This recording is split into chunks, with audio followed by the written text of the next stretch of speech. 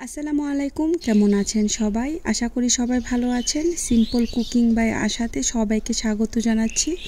আজকে আমি আপনাদের মাঝে খুবই মজাদার একটি ভর্তা রেসিপি শেয়ার করব। কুরবানি ঈদের মাংস খেতে খেতে নিশ্চয়ই মুখে রুচি চলে গিয়েছে, তাদের জন্য আজকের এই রেসিপি। চলুন এবার মূল রেসিপিতে যাওয়া যাক। প্রথমেই একটি ব্লেন্ডার জারে নিয়েছি পরিমাণ মতো শুকনা মরিচ। মরিচগুলো আমি পানিতে ভিজিয়ে রেখেছি আধা ঘন্টার জন্য। তারপর এখানে চেপা শুটকি 3টি অ্যাড করে দিব। তারপর এখানে বড় সাইজের একটি রসুন অ্যাড করে দিব। তারপর এখানে মাঝারি সাইজের 2টি পেঁয়াজ কুচি অ্যাড করে দিব।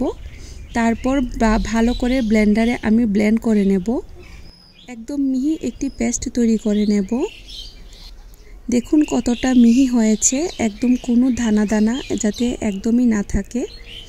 তারপর একটি প্যানে রান্নার তেল অ্যাড করে দিব 1/3 কাপ।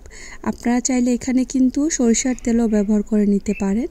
তেল যখন গরম হয়ে আসবে, তারপর এখানে আমি যেই পেস্ট তৈরি করেছিলাম শুটকি মরিচের, সেই পেস্ট এখানে অ্যাড করে দেব। চুলার আঁচ মিডিয়ামে রেখে ভালো করে নেড়েচেড়ে তেলের সাথে আমি মিশিয়ে নিচ্ছি।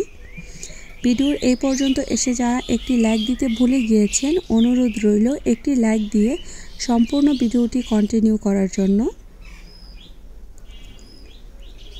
চুলার আঁচ মিডিয়ামে রেখে ভালো করে নেড়েচেড়ে মিশিয়ে নেব। তারপর এই পর্যায়ে আমি ব্লেন্ডার জারে কিছুটা পানি দিয়ে ধুয়ে তারপর এখানে অ্যাড করে দেব। পানির পরিমাণটা এখানে 1/3 কাপ হবে। তারপর ভালো করে মিশিয়ে নেব। এই শুটকি ভর্তা ভাজিটা এতটাই সুস্বাদু যে একবার তৈরি করলে দেখবেন পরিবারের সবাই বারবার তৈরি করার জন্য ডিমান্ড করছে। এতটাই লোভনীয় হয়, আর ঈদের সময় তো একদম মুখে রুচি চলে যায় মাংস খেতে খেতে। যদি এই ভর্তা ভাজিটা তৈরি করে নর্মাল ফ্রিজে রেখে দেন, 3-4 দিন পর্যন্ত কিন্তু সংরক্ষণ করে খেতে পারবেন। আমি কিন্তু মাঝখান দিয়ে এখানে গুঁড়া মশলা অ্যাড করেছি 1/2 চা চামচ হলুদ গুঁড়া, এখানে অ্যাড করেছি 1 চা চামচ লাল মরিচের গুঁড়া, 1 চা চামচ ধনিয়ার গুঁড়া, স্বাদ মতো লবণ। তারপর ভালো করে মিশিয়ে নিয়েছি। এই অবস্থাতে কিন্তু চুলার আঁচ মিডিয়ামে থাকবে। এই ভর্তাটা কিন্তু অনেক ঘন, তার জন্য কিন্তু তলানিতে ধরে যাওয়ার চান্সটা খুবই বেশি থাকে। তার জন্য আমি বারবার নেড়েচেড়ে দিব। এই পর্যায়ে এসে অ্যাড করে দিব একটি পাঙ্গাস মাছের টুকরা। পাঙ্গাস মাছটা আমি লবণ হলুদ দিয়ে ভালো করে ভেজে নিয়েছি। তারপর কাটা ছাড়িয়ে এখানে অ্যাড করে দিব। তারপর ভালো করে নেড়েচেড়ে মিশিয়ে নেব। আপনারা কিন্তু চাইলে এখানে মাছটা স্কিপ করতে পারেন, তবে এই মাছটা ব্যবহার করলে কিন্তু এই ভর্তা ভাজি টেস্ট দ্বিগুণ বেড়ে যায়। আমি কিন্তু এ পর্যায়ে এসে একদম অল্প একটু পানি ব্যবহার করেছি। তারপর আবারও ভালো করে নেড়েচেড়ে মিশিয়ে দিচ্ছি। এ পর্যায়ে এখানে অ্যাড করে দিব 3-4টি কাঁচামরিচ। কাঁচামরিচগুলো মাঝখান দিয়ে ভেঙে তারপর অ্যাড করছি। তারপর ভালো করে নেড়েচেড়ে মিশিয়ে নেব।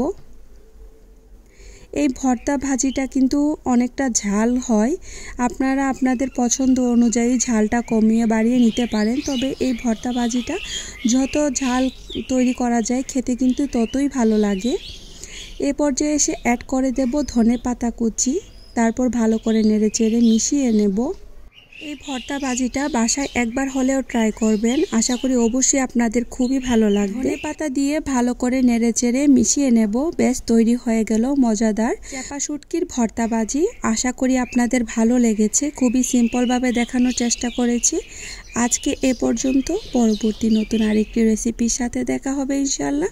সবাই অনেক বেশি ভালো থাকবেন। আল্লাহ হাফেজ।